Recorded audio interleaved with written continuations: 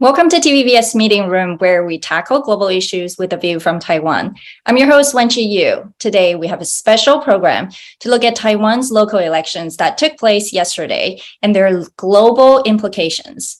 We're pleased to have with us Chenlung Guo, the deputy managing editor of a leading newspaper, United Daily, in Taiwan, as well as David Sachs, a research fellow at the Council on Foreign Relations, specializing in China and Taiwan. He spent a few years at the American Institute in Taiwan, AIT, the de facto U.S. Embassy in Taipei. Welcome. We'll start with Chenlung to give a quick overview of election results. Based on political parties, key municipalities, especially those in the north, where elections were considered most competitive and consequential, Taipei City, New Taipei City, Taoyuan City, Hsinchu City, where TSMC, Foxconn, and other high-tech companies concentrate, as well as Taichung City. Because of the losses, we also saw that President Tsai Ing-wen resigned as DPP's party chairwoman. What does this all mean? KMT had a landslide, total with 13 municipalities and counties, including 4 out of the 6 major municipalities. But this is only repeating what KMT had gained in 2018, when KMT had captured all total 15 municipalities and counties. Since it's only local elections, I think the voters care more about local affairs and individual candidates rather than a relation with China, for instance. But this also shows that there's a genuine dissatisfaction toward the ruling DPP. The ruling DPP suffered a historical defeat at this midterm elections, winning only 5 out of the 22 municipalities. This is DPP's worst ever showing in its whole 30 years of history. However, there's an irony here in this election results. Although KMT is winning, too many people would try to take the credit and seek nomination for the president, which would divide the party. KMT had lost in 2020, it's most likely that it will lose again in 2024.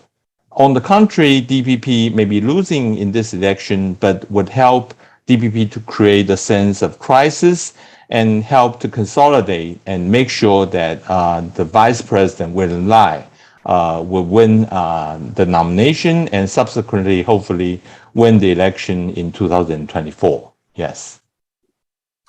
And David, how do you and the international community read from those results? Was there any surprises to you? No, I mean, I think that the most important takeaway for the United States and for other countries is just the basic fact that Taiwan held competitive, free and fair elections where voters were able to cast their ballots, they were counted, and losers conceded, and the victor is going to go on to govern. And across the world now, even in the United States, we can no longer take that for granted. And so I think that the biggest takeaway is that Taiwan, again, has shown that democracy is deeply embedded and rooted in Taiwanese society, that democracy is just part of the kind of national identity and the fabric of life. And that's very important. And now we see the juxtaposition with what's happening on the mainland with big protests against the COVID-19 lockdowns, against even Xi Jinping personally. And so really the juxtaposition we're seeing this weekend is quite striking, where you have democracy in action in Taiwan and people in Chinese cities yearning for those same democratic rights and freedoms. So I think that, you know, again, it's very commendable what Taiwan has built and developed in terms of its democracy. And frankly, a lot of countries around the world can learn from Taiwan's example. So I think this was a great weekend for Taiwan, regardless of the results at the ballot box. What I would say, though, as well, is that I think that a lot of analysts in the United States and internationally were far too quick to write off the KMT. A lot of the analysis that you would read from people outside of Taiwan was basically that the KMT was a spent political force, the DPP would be in power indefinitely and that there was no real viable opposition in Taiwan anymore. And I think that that was a flawed analysis. And clearly now we've seen that that was a flawed analysis. So, as was mentioned, I think that, there are still major questions about 2024. I think it will be difficult for the KMT to translate these victories on the local level into victory on the national level in a presidential election. But I also think that we see clearly the KMT still has broad support across Taiwan. It has a very good grassroots campaign infrastructure in place. And so we see that, of course, these competitions are very clearly, fought between the two parties in Taiwan, and it's a healthy democracy in that sense. I think you have a really good point. A lot of people, especially international media, tends to view Taiwan as this homogeneous, this one entity when, local elections and political parties are actually very competitive. And for anyone who's observed Taiwan's elections would find it almost entertaining and amusing to watch because political parties and candidates have to use all kinds of skills and tactics in order to win the hearts and minds of the people. So on that note, Chenlung, can you actually explain the key campaign platforms the parties ran on? Particularly, you had mentioned that China was not really a real factor, but it seemed that the DPP, the ruling party, did try to make Taiwan, China, or the threat from China more of an issue. Is that right? Right. I think the KMT, all its candidates have been avoid to mention their China policy during the campaign. Even with the newly elected new Taipei city mayor, Hou You-yi, who had won more than 1,010,000 votes. He used to be the head of Taiwan police force. Only talk about how the development of the new Taipei city should be. And why is that? Why did they try to avoid talking about China?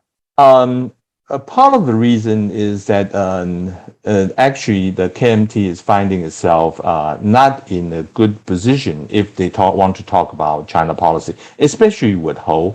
I think he's now the favorite within the KMT to become the presidential candidate, but he had never talked about cross relations or about foreign policy, and this would be his test that in the future everyone will be questioning and grilling him about it. So it seems like the voters are willing to look at the candidates without factoring in their individual take on China or cross relationship. Is that right? Yes and no, because on the one hand, it's a local elections, and every issue is regarding whether we need a park or how we should better prepare our schools, so on and so forth. But I noticed that DPP tried to campaign on so-called "Resist China, Protect Taiwan" slogan, but it did not really work. This is because I think it had been very successful in 2020 when Tsai Ing-wen ran for her re-election. At that time, they are using the term called Hong Kong today, Taiwan tomorrow. And everyone was very moved by the slogan saying that we shouldn't be like Hong Kong, especially that was the time when China is putting a tremendous pressure on Hong Kong demonstrations. But this year, when they put on Ukraine today, Taiwan tomorrow, that's a different picture because it now seems for Taiwanese, they are feeling the war is somewhat imminent for them. So if you are choosing this slogan, if you are keep pushing resist China, protect Taiwan now, they don't think it would be proper for them to decide at this moment. They would prefer to make their decision in 2024. I think and I think fundamentally this is a local election. This is not really a presidential election. So so the voters really are trying to separate the two. But another thing is, I think the scare tactics by DPP is not really that effective in the sense, right? So turning to David, since Chenlung also talked about 2024, it's probably too early to really talk about 2024, but it's also not. And yesterday's election results kind of gave us an insight into who may advance to presidential elections in January 2024. So for example, Ho Yo-yi, the one that Chenlung mentioned, who's a very popular new Taipei city mayor, and then Jiang Wan-an, who's Chiang Kai-shek's great-grandson and the newly elected Taipei city mayor, are among those who may run for the KMT and enjoy good popularity. And since, President Tsai's power is now weakened within the DPP, the darker green may feel more empowered to push for their candidate. And the current Vice President Lai Ching-te may be the beneficiary, as some say. So how does Washington, D.C. or Taiwan China watchers view those dynamics and those potential candidates? Yeah, I think you laid it out quite nicely in terms of what the possibilities are at this moment. Clearly, it's much more wide open than it was 24, 48 hours ago in both the KMT and the DPP. So, we don't know who the candidates are going to be right now, but I do agree with your analysis that I think that now that President Tsai has resigned as chair of the DPP, there will be a lot of jockeying between factions and a lot of competition between, let's say the lighter green and the deeper green for who should lead the party. With the KMT, as was just mentioned as well, these people are relatively untested on cross-strait relations. I think that's a fair assessment. And so I think that the KMT still faces a big challenge because at some point it's going to have to articulate a cross-strait position. And in my view, and I think in the KMT's view, it can no longer say the 1992 consensus is the basis for cross-strait relations because you can't really win an election on Taiwan saying that anymore. So I think it's going to be very difficult for the KMT to thread the needle in a way that it can win voters in Taiwan and also make Beijing happy, which is now narrowing, I think, the goalposts a little bit in cross-strait relations, and now wants even more out of the KMT or the DPP in terms of their definition of the political foundation for cross-strait relations. So I think this is a very uncertain period. I will say, though, I think from the U.S. perspective, it doesn't really have a preference for KMT or DPP, but it does, of course, want to see the responsible handling of cross-strait relations.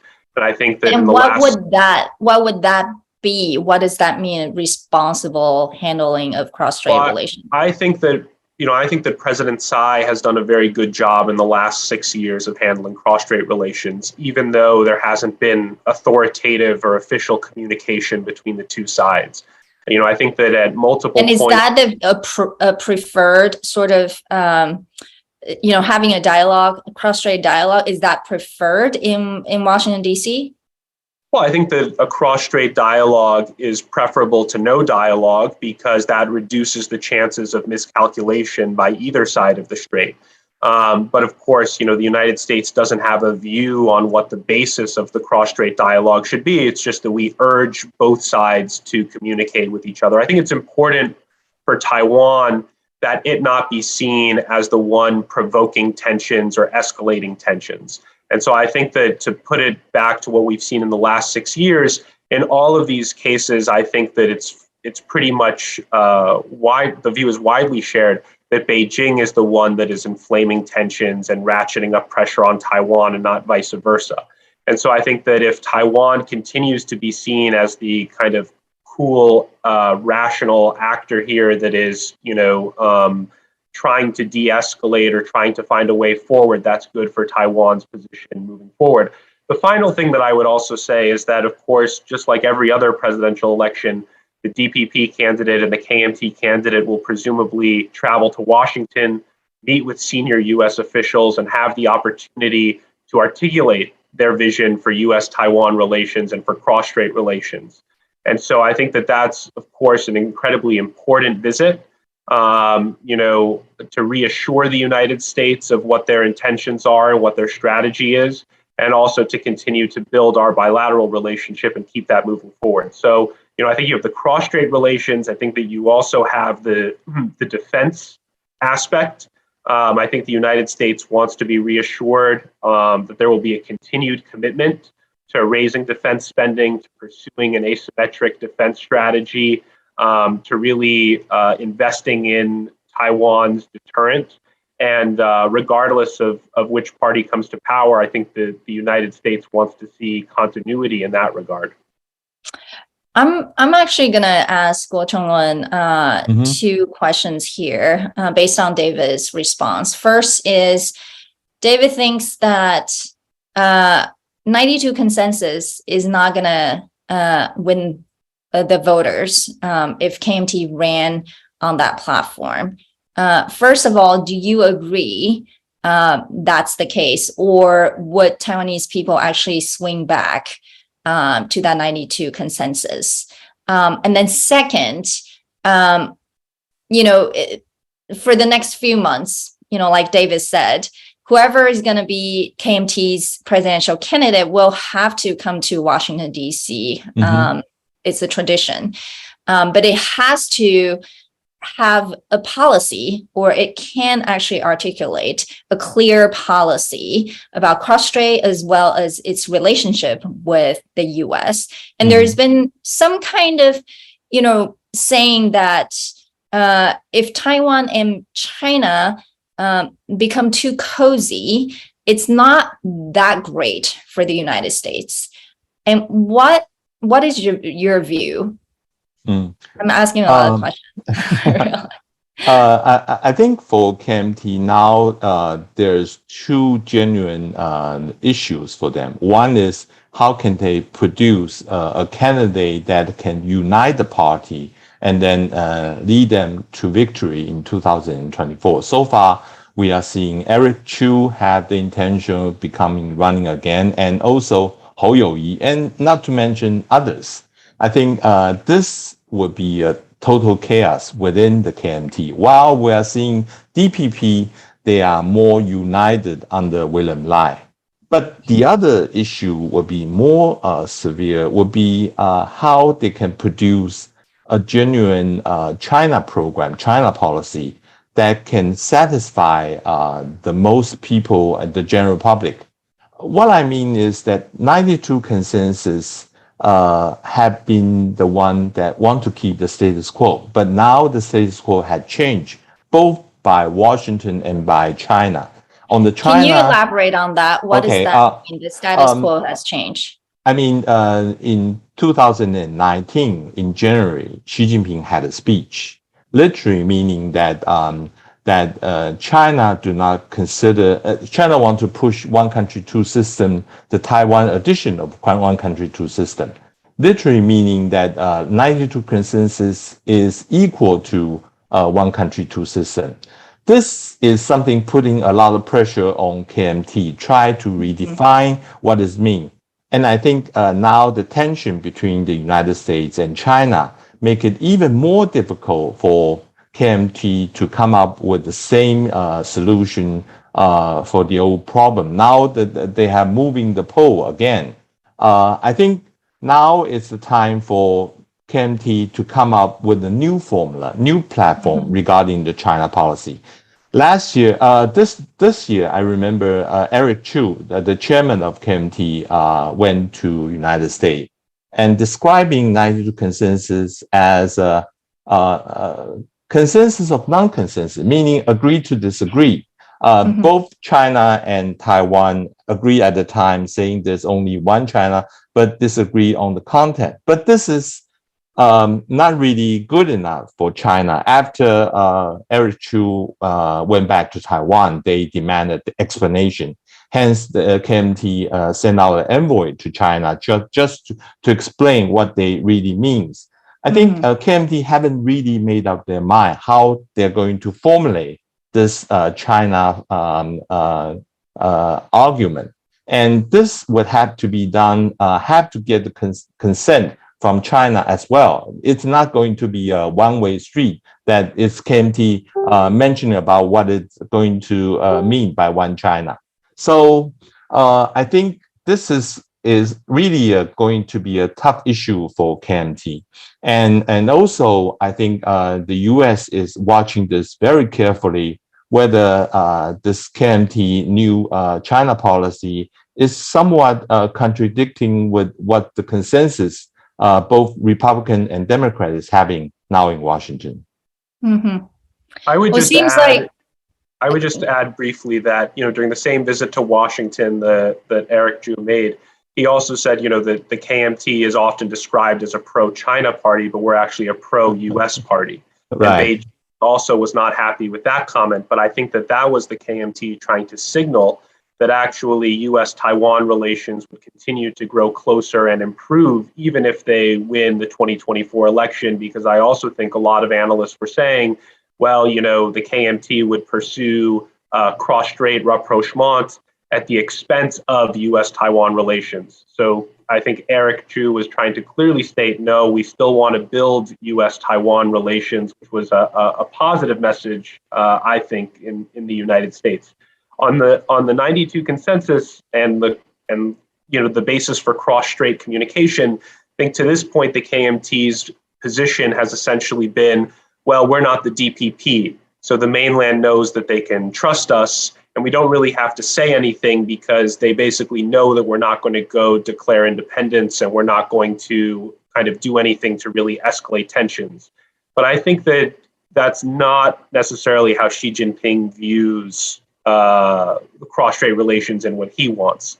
I think he clearly does want a public articulation akin to the 92 consensus as the political foundation. And so if the KMT were to win in 2024, I don't think that the mainland will let them just get away with saying nothing. I do agree at some point they will need to articulate what their position on cross-strait relations is. And again, I think that will be very, very challenging for them to do. Let me add one more minute. I think there's also difficulty for the DPP possible candidate, William Lai, because William Lai is not Tsai Ing-wen. So both Washington and China. What does that mean when you say William Lai, the current vice president, is not Tsai Ing-wen? William Lai had been saying that he is a practical Taiwan independence workers, meaning that he leaned toward a more Taiwan independence than any politician inside the DPP. And Tsai Ing-wen had been very prudent. It has satisfied both in Washington as well as China cannot find any excuse to move on Taiwan militarily. So if William Lai had been saying that he's going to follow Tsai Ing-wen's China policy, even when he become a president, he's not saying he become president, saying that as a vice president, I'm of course going to follow President Tsai's China policy.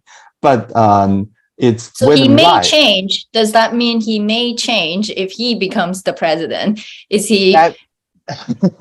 That's how he tried to persuade China and Beijing and Washington that he is going to stick with Tsai Ing-wen's policy even after he becomes the president. That would be a hard job for him to do, right? Mm-hmm.